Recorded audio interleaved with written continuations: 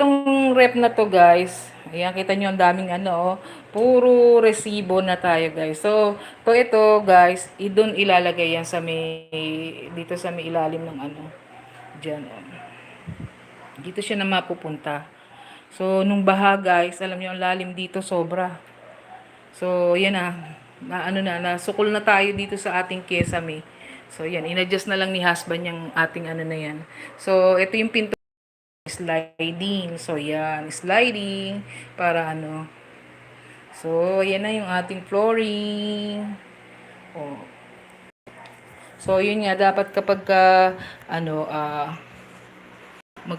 so maalikabok yung ating electric fan guys kasi ang dami-dami nung maalikabok yung ating electric fan guys kasi nagaano pa siya dito, naggagawa, so hindi ko pa malinisan. So itong bintana na ito ipakocompute pa niya guys, so hindi pa natin alam kung magkano magagastos. So baligtad dito yung pintuan namin guys, ngayon binaligtad na. So eto na, so yan, dito na yung ating pintuan. So yan ay rolling.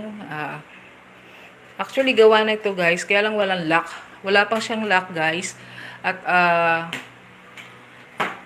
hindi kami nakabili ng kahoy kasi nga pinasasara na lang. So ito guys, oh, tingnan mo. Yan, niremedyohan niya na lang. So, ito, yan, oh. Yan, ang ating pintuan.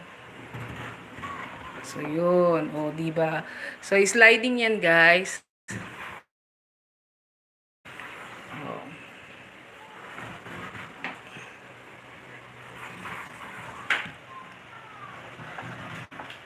Ito, guys, yan, binili niya lang sa, ano yan, sa Shopee, itong ayan, yung umahawak dun sa ating sliding doors. So, yan. Sliding. The same door pa rin po.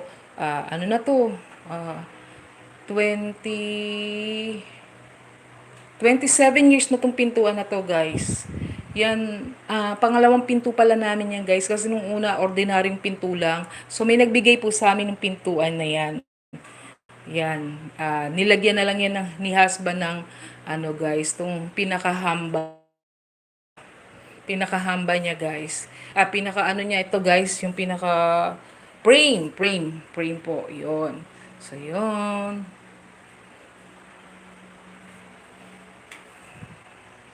So ito, wala pa tayong kesame guys. So yan.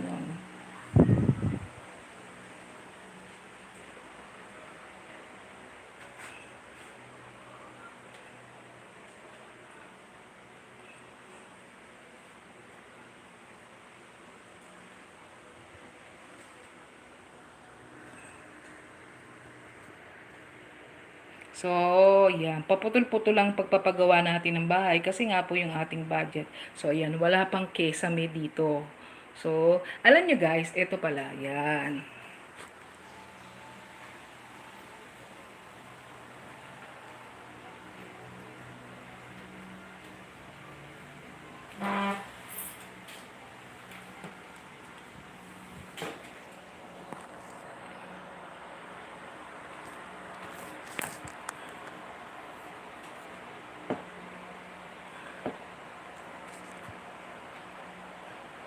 So, alam nyo guys, ang unang sahod ko sa YouTube, ayan, nagpakesame ako dyan. Alam nyo, kahit small YouTubers tayo, kahit paano yung ating sweldo is napapakinabangan natin. So, kanina, kahapon, short kasi, yung last na YouTube sahod ko, kinuha ko.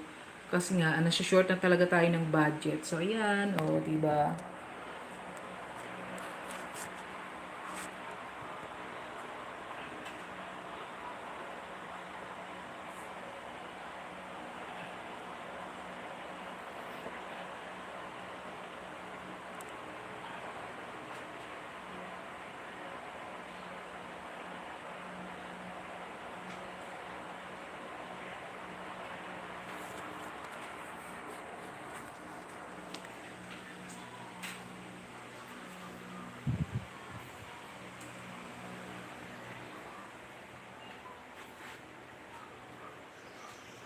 Ito gusto ko to guys kasi, oh.